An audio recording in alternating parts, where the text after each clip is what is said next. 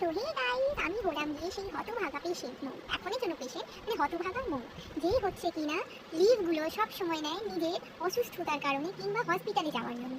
লোকে লিভ নেয় কেন? ঘুরতে যাচ্ছে, এখানে যাচ্ছে, ওখানে যাচ্ছে, অকেশনালি অ্যাটেন্ড করার জন্য। আর আমি লিভ নিই কেন? হসপিটাল যাওয়ার জন্য, অপারেশন থিয়েটারে যাওয়ার জন্য। এটাই হচ্ছে আমার কাজ।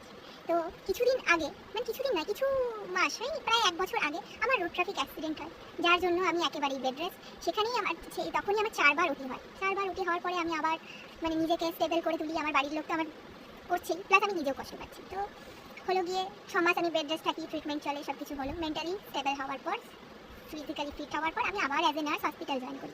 হসপিটাল জয়েন করার পরে কিছু মাস বেশ সুন্দর চললো, একেবারে ভালোভাবেই আমি ডিউটি করছিলাম, কোনো অসুবিধে নেই, সবার সাথে মিলে মিশে। তারপরে হঠাৎই একদিন আমি আবার ডিউটি করে বাড়ি এলাম, আমার কিনা বমি শুরু হয়ে গেল। তো তখনই আবার ইউএসজি করে দেখা গেল যে আমার গল ব্লাডারের স্টোন, তাও আবার কি 14 mm।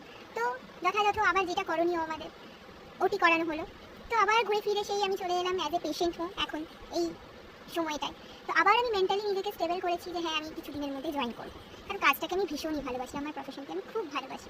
কিন্তু ব্যাপারটা হচ্ছে এখন আমার মাইন্ডে ঢুকেছে এটাই যে আবার আমার জন্য কি অপেক্ষা করছে। আমি জানি না কি অপেক্ষা করছে, হয়তো কিছু নাও করতে পারে, কিন্তু এমন